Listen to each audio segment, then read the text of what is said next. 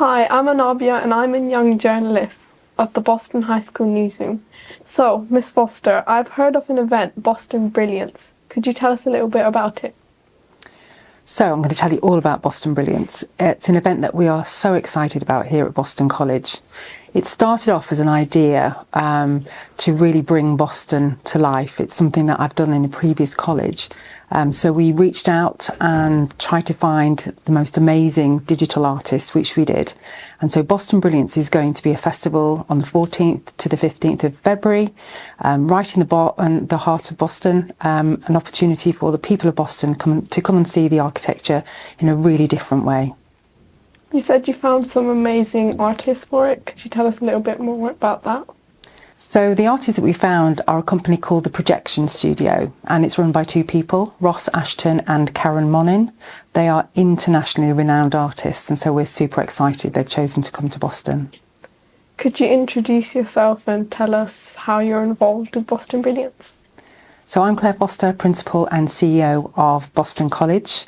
I come from a creative arts background, so I was really keen to give our students the opportunity to take part in an event that they would never forget. So working with the Projection Studio, we've got the chance to take our students into the centre of Boston to work alongside amazing artists to create something that I think for them will be life-changing and will certainly make a difference to the town of Boston. And how is something like this funded? So we've been able to reach out to the Arts Council and we wrote a really long bid. The council did the same. So we were able to secure funding from the Arts Council to give us the start that we needed to create this amazing event. We've got around about £200,000, which is a lot of money, but actually an event like this is really expensive. So we're really grateful to the Arts Council for that opportunity. When did you start planning all of this? So the planning for Boston Brilliance started, I would probably say, about 2 years ago. We had an idea that we would like to do it in November, but for different reasons we've chosen now to go into February. So it's taken quite a long time. We're working with the Projection Studio and our students are creating artwork as we speak now. But as you can imagine, there's an awful lot of stuff to do. So we need to create a place where people can feel safe. We've got lots of advertising and promotion to do. So it's a really long run up, actually. I don't think people realise how long it takes to put on an event like this. What motivated you to start all of this and start planning this event for Boston? I think some people think I'm a bit mad because I've got quite a big job already, but I'm absolutely passionate about Boston. I really want there to be something that people of your generation absolutely remembers. So for me to create an event like Boston Brilliance, I think that's what gets me up in the morning, because I know that what we're doing here is something really special. We're working in collaboration with so many people. We're working with the Culture Board, we're working with the Council. We've got some amazing sponsors who've decided to give us a go and put some money into the pot. So I think the opportunity to work with so many people who are have the same mind as I do, that Boston is a really special place and we need to showcase it to the rest of the world. Why is this event important to you? That's a really good question. Why is this event important to me?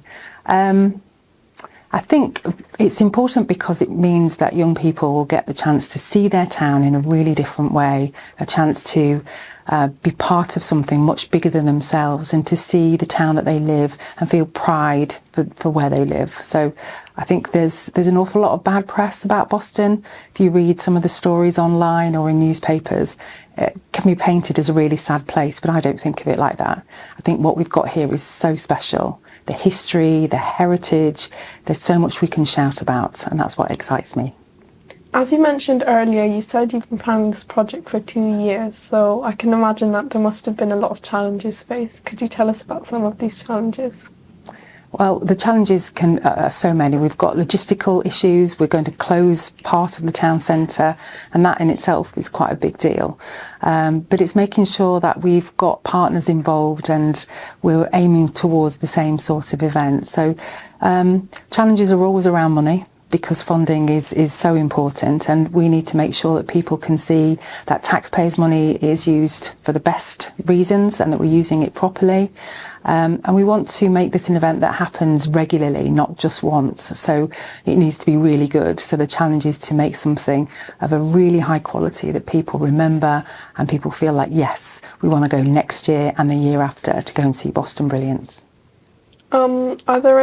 Are you planning to create more events for Boston after Boston Brilliance? Yeah, I love Boston. I think it's the most amazing town. So we want to keep on this trajectory of having lots of events. So we're working next year to put an event in the park. So this is new news to everybody. So you're getting a scoop on this one.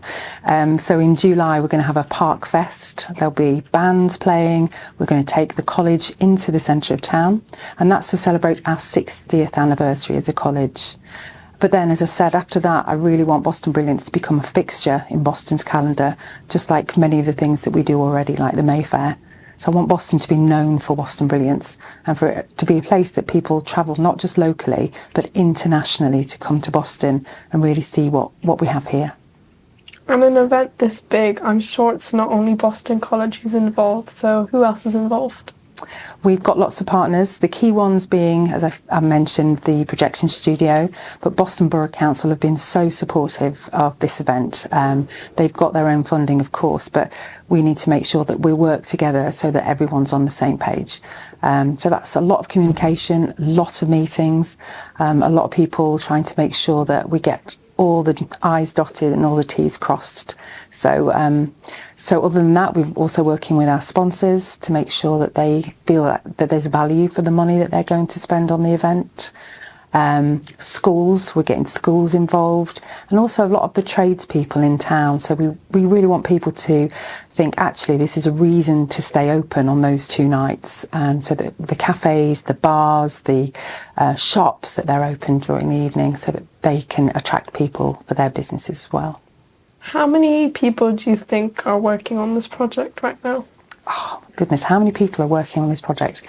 Including my team in the art and design team and the project managers, health and safety, estates. I'd probably say there's about 30 people will have some involvement at this point, but that will increase the closer we get to the event. So we're going to have our uniform public services students who are going to be working in the evening, making sure that we're all secure. Music and performing arts students, art and design students, catering students. We're going to be putting on food for visitors. So there'll be a lot of people when those 2 days come. So we're talking probably more in the realms of 150, 200 people. Where is Boston Brilliance taking place? So there are sites right across the town, starting at Camex, which is near the cattle market. So there's a projection there, right through Pescod Square, right into the centre of Boston. So there'll be projections across, I think it's about 10 buildings. So there'll be a real trail for people to follow when they get into town. So it's not just lights, there'll be sound as well. And we're working with the council to bring together a market for the market square. So there'll be lots of things for people to eat and to buy and to really enjoy the family atmosphere that we're going to create. You said you've got lots of people working on the lights. Who have you got working on the sound? It's the same people that we've got working on the sound. So Karen and Ross, that's what they do for a living, and they create soundscapes as well as visual scapes. But our students are working on that too. So our music students are creating sound pieces to go alongside the projections, which is really exciting and amazing for them to be able to get that experience that, you know, people are going to see that from across the world potentially, their music and their artwork. What do you hope to achieve for Boston Brilliance in the future? My vision, my dream for Boston Brilliance is that it's something that isn't just a one-off, that it's something that Boston becomes known for. We know that we need to build an opportunity for people to want to live and to stay in Boston, to get those higher level skills. So my vision is that people can train to be projection artists and designers and production people, so that they can find a job here that pays really well and that they've got that longevity in Boston so they can stay here. And this becomes something that turns around the fortunes of Boston. the company that we're working with, they've seen that happen in France and in America.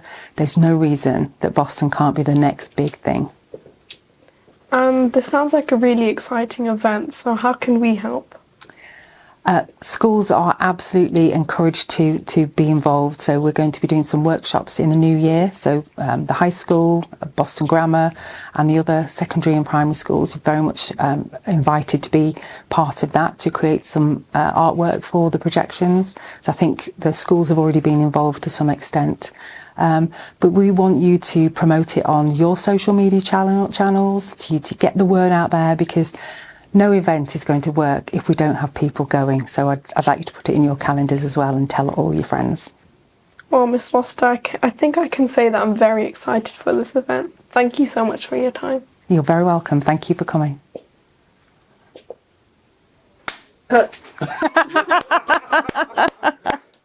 You are amazing. You're the best interview I've ever had, and I've had a lot of interviews.